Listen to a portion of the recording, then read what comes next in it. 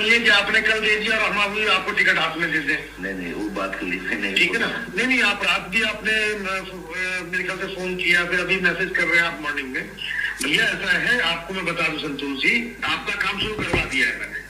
ठीक है, जीतू भाई ने शुरू कर दिया है काम, आपको अपडेट मिल जाएगा, होगा, आपको बुला लेंगे, नहीं होता तो भैया आप उसकी पेमेंट आके लेना। ठीक है, नहीं कोई बात नहीं है, वो हम बात समझ रहे हैं।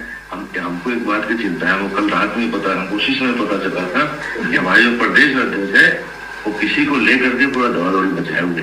वो कुछ भी कर रहे हैं, सुनिए, वो हमसे ऊपर नहीं है एकदम। मैं तो समझता हूँ, तो बिल्कुल मैं समझता हूँ। वो अध्यक्ष साला कहीं जाए कोई टेंशन नहीं है, वो तो वैसे ही बदनाम है दलीप घोष, बुरा नहीं मानना आप। बीजेपी की मात इसका बंगाल में, वो तो एक बात इसमें कोई दो मत नहीं है, वो तो पूरा ये किया हुआ है। लेकिन आदमी है ना, हम एक अच्छे आदमी को एक्चुअली मैं बताता हूँ, कैलाश विजयवर्गीय को ऑफर दी है उसने, किसी को लेके गया, किसी की बात करी थी, मैं आपको बता दूं खुल के।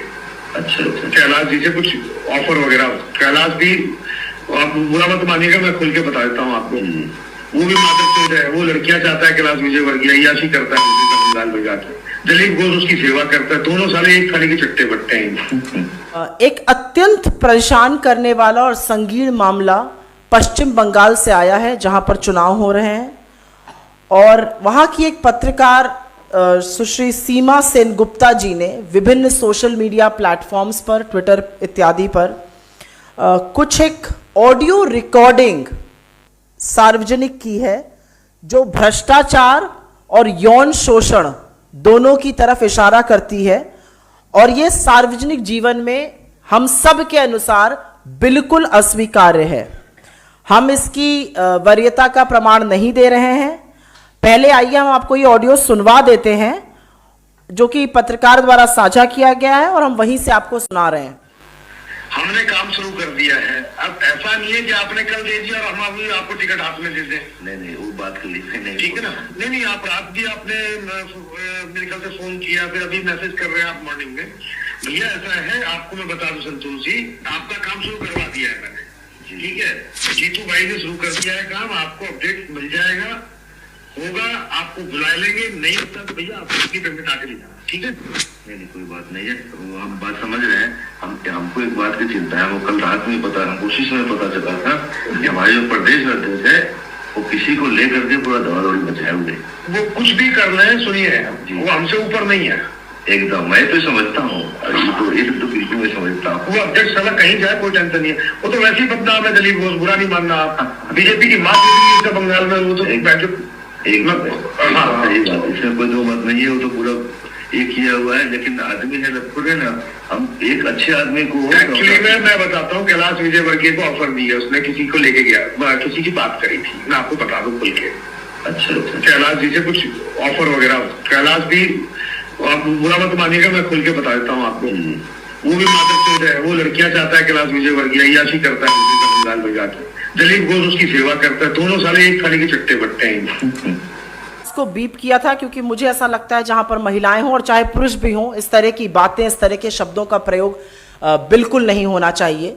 लेकिन ये जो वॉइस रिकॉर्डिंग है, इसमें कुछ बेहद चौंकाने वाले तथ्य सामने आए हैं और घिनौने आरोप लगे। हम इसकी वरीयता का प्रमाण नहीं दे रहे हैं, हम नहीं बता रहे हैं ऑथेंटिक है कि नहीं है, लेकिन इसमें भाजपा के कुछ नेताओं पर और सीनियर ऑफिशियल्स पर आक्षेप लग रहा है।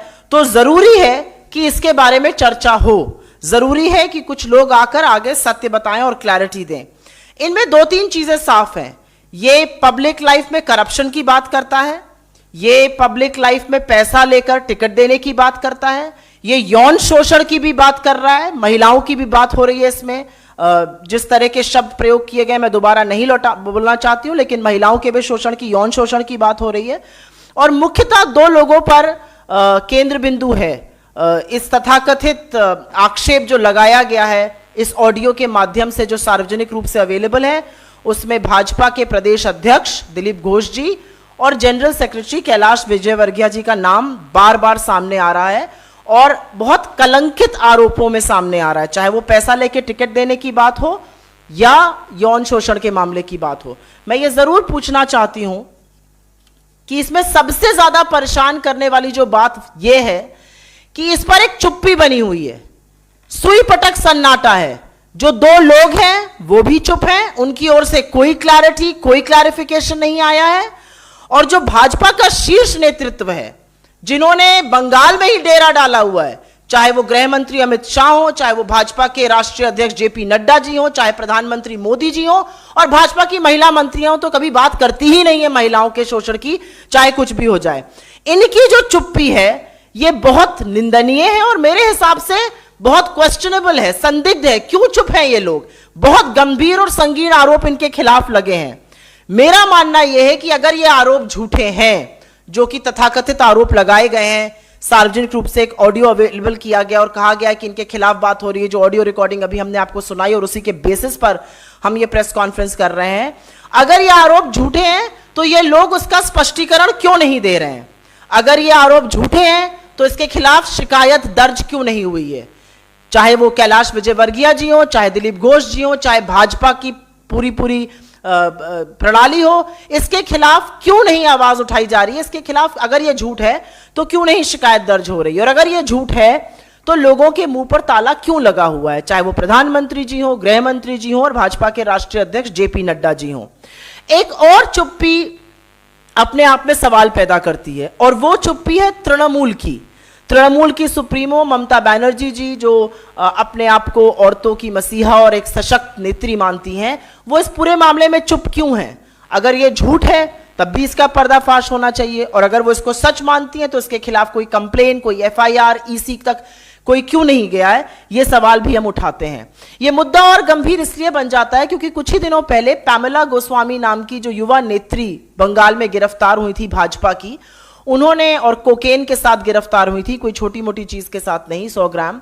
उन्होंने बड़े गंभीर आरोप लगाए थे कैलाश विजयवर्गीय जी के बड़े नजदीकी व्यक्ति पर, जो अब हिरासत में हैं। तो कहीं पर ये यौन शोषण, कहीं पर ये नशीले पदार्थों का मामला, पब्लिक लाइफ में इसकी कोई जगह नहीं है। पब्लिक लाइफ में प्रोबिटी होनी चाहिए। पब्लिक लाइफ में जरूरी है कि हम सब अबव द डाउट हो। Caesar's wife can has to be above doubt, above suspicion. तो पब्लिक लाइफ में इस तरह की बातों की कोई जगह नहीं है और इसीलिए हम चाहते हैं कि इस मामले की गहन छानबीन हो। मैं इस बात से और भी परेशान हूं कि अभी 2 हफ्ते नहीं हुए हैं और कर्नाटक बीजेपी में जो एमएलए रमेश जारकीहोली जी हैं, उनके खिलाफ बहुत गहन आरोप सामने आए थे। वहां पर भी यौन शोषण का मामला था, नौकरी के बदले यौन संबंधों की बातें हो रही थी। बजाय उनको सजा दी जाए, अभी तक उनको सजा नहीं मिली है, बजाय उनके खिलाफ कोई मुकदमा दर्ज हो, लड़की को ही दयाराया धमकाया जा रहा है। और यह पहली बार कर्नाटक में नहीं हुआ है। कर्नाटक के सदन में जो बैठकर आपत्तिजनक वीडियो देखते हैं, पॉर्न फिल्म्स देखते हैं, उनको ऊंचे पदों पर बिठा दिया जाता है भाजपा की सरकार ने। तो मैं जानना चाहती हूं कि पुरस्कृत गलत लोगों को किया जाता है, जो महिलाओं का अपमान करते हैं, यौन शोषण की बातें करते हैं, उनको किया जाता है, और महिलाओं को डराया धमकाया जाता है। मैं यह भी पूछना चाहती हूं कि महिलाओं के खिलाफ ऐसे आरोपों पर भाजपा चुप क्यों रहती है? इतनी सहिष्णुता पूरी की पूरी भाजपा में क्यों है? क्योंकि कुछ ही दिनों पहले, भी 3-4 दिन पहले, भाजपा का एक और मामला सामने आया था मध्य प्रदेश में, जहां एक लड़की ने यौन शोषण का आरोप लगाया था और वो वीडियो बहुत वायरल हुआ था। हमारे मध्य प्रदेश के कांग्रेस के साथियों ने इस मुद्दे को उठाया भी, अब तक उस पर कुछ हुआ नहीं है। तो मैं कहीं ना कहीं जरूर पूछना चाहती हूं कि क्यों महिलाओं के खिलाफ इतने गहन आरोप आते हैं और क्यों पब्लिक लाइफ में इसके बारे में भाजपा स्पष्टीकरण नहीं देती है। मैं बिल्कुल भी आश्चर्यचकित नहीं रह जाती हूं जब कुलदीप सिंह सेंगर जी जैसे लोग भाजपा के एमएलए बनते हैं और उसके बाद एक लड़की के रेप में वो आरोपी नहीं है, दोषी पाए जाते हैं, उनको उम्र कैद की सजा होती है। मैं बिल्कुल भी अचंभित नहीं होती हूं जब चिन्मयानंद जी जैसे लोग, जो इनके मंत्री रह चुके हैं, इनके शीर्ष नेता हैं, जिनके खिलाफ इनके सामने इनके मुख्यमंत्री झुकते हैं उत्तर प्रदेश के, वो यौन शोषण के मामले में गिरफ्तार होते हैं। तो मैं जरूर पूछना चाहती हूं, क्या बेटी बचाओ और बेटी पढ़ाओ सिर्फ एक कागजी शेर है? क्या सिर्फ एक वो खोखला नारा है? भाजपा से बेटियों को कौन बचाएगा, हम ये जरूर पूछना चाहते हैं। क्योंकि एक स्क्रिप्ट है, एक औरत के खिलाफ अत्याचार होता है, उसकी सुनवाई नहीं होती है, अगर बड़ी मुश्किलों के बाद सुनवाई हो जाती है तो सारा प्रशासन, सारी पुलिस लग जाती है ये प्रूफ करने पर कि उसके साथ दुष्चार हुआ ही नहीं है, दुष्कर्म हुआ ही नहीं है। अगर वो भी नहीं हो पाता तो लड़की के चरित्र हनन में लग जाते हैं और उसके बाद उसके परिवार को धमकाया जाता है। ये स्क्रिप्ट है और इस सब पर भी भाजपा के शीर्ष नेताओं के मुंह में दही जम जाती है, ताला लग जाता है। यहां तक कि उनकी महिला नेत्रियां जो ऐसे प्रदेशों से आती हैं जहां पर औरतों के खिलाफ इस तरह के अपराध के मामले आते हैं और बाल विकास मंत्रालय की मंत्री होने के नाते भी वो कुछ नहीं बोलती हैं और इस पर हम जरूर सवाल उठाते हैं। आज एक बहुत बड़ी बात सामने आई है, एक बहुत बड़ा यौन शोषण का आरोप लगा है बंगाल में और वहां पर चुनाव हो रहा है, वहां पर पैसे से टिकट देने की बातें हो रही हैं। कोई सभ्य समाज में कैसे चुप रह सकता है? आपको आगे आकर इसका स्पष्टीकरण देना पड़ेगा। अगर यह गलत है तो इसके खिलाफ कार्रवाई करिए, अन्यथा सच तो बताइए क्या है। भाजपा के जो पदाधिकारी हैं जिनके खिलाफ यह मामला आया है, मैं उनसे गुजारिश करती हूं कि सच से अवगत कराइए।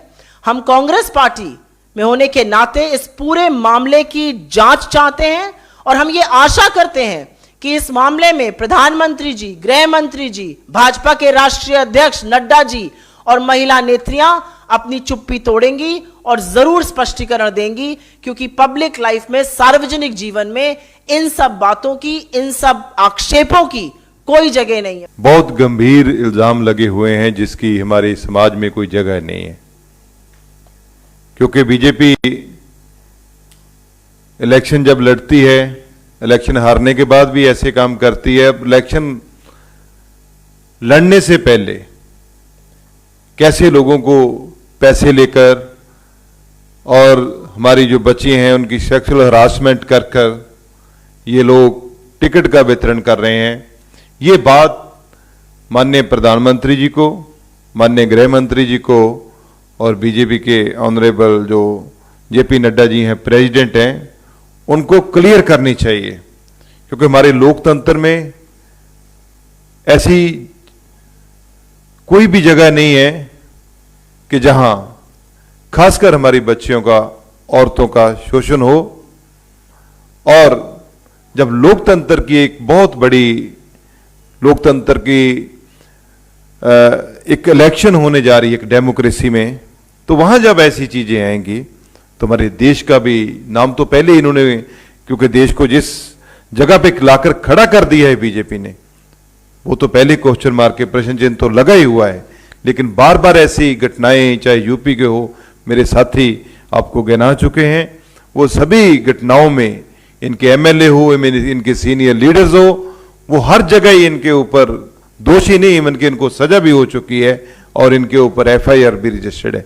हम तो यही मांग करेंगे कि इलेक्शन कमीशन जो हमारे देश का है वो संज्ञान ले और जल्दी से जल्दी इसके ऊपर बनती कार्रवाई हो और इसकी ऑथेंटिसिटी जो है वो प्रूव करे। ये जो वीडियो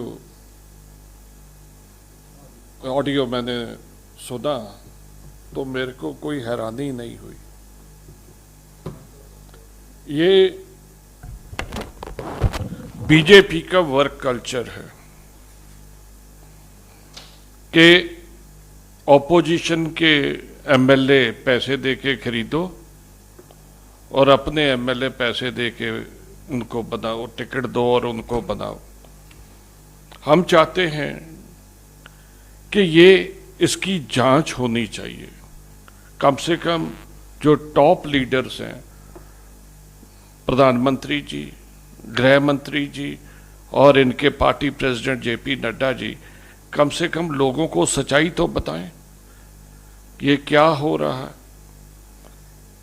लड़कियों का शोषण होना बीजेपी के राज्यों में ये कोई नई बात नहीं है। एक तो ये टिकट दिए जा रहे हैं यौन शोषण करके। आप अगर पिछले साल का मैं एक प्रदेश का लेता हूं, उत्तर प्रदेश का, 2019 में नेशनल क्राइम रिकॉर्ड्स ब्यूरो का जो डाटा कहता है कि 60,000 मामले औरतों पे अत्याचार के और ऐसे मामले जो यूपी में आए हैं, जो देश का तकरीबन 15% मामले सिर्फ यूपी अकेले ने में औरतों के खिलाफ अत्याचार के आए। बदौन में जो हुआ आपको पता है, हाथरस में जो हुआ आपको पता है, लखीमपुर खीरी में जो हुआ आपको पता है, गोरखपुर में जो हुआ आपको पता है, उन्नाव में जो हुआ वो आपको पता है। चिन्मयानंद जी, कुलदीप सेंगर, इनके जो सिटिंग एमएलए थे, जो बड़े मंत्री रह चुके हैं, उन पे आरोप लगे और उन पे आरोप साबित भी हुए। तो हमारी ये गुजारिश है कि जो पार्टी विद द डिफरेंस है, अब इस पे क्या एक्शन लेती है। मैं चाहता हूं कि उनको इमीडिएटली इन लोगों को सस्पेंड करना चाहिए और इलेक्शन कमीशन ऑफ इंडिया को इसको संज्ञान में लेते हुए अपनी तरफ से केस रजिस्टर करवाना चाहिए और इलेक्शन कमीशन ऑफ इंडिया का फर्ज बनता है कि इसकी गहराई तक जाए, इसकी जो है डीपली जो है इसकी इंक्वायरी करे। Thank you.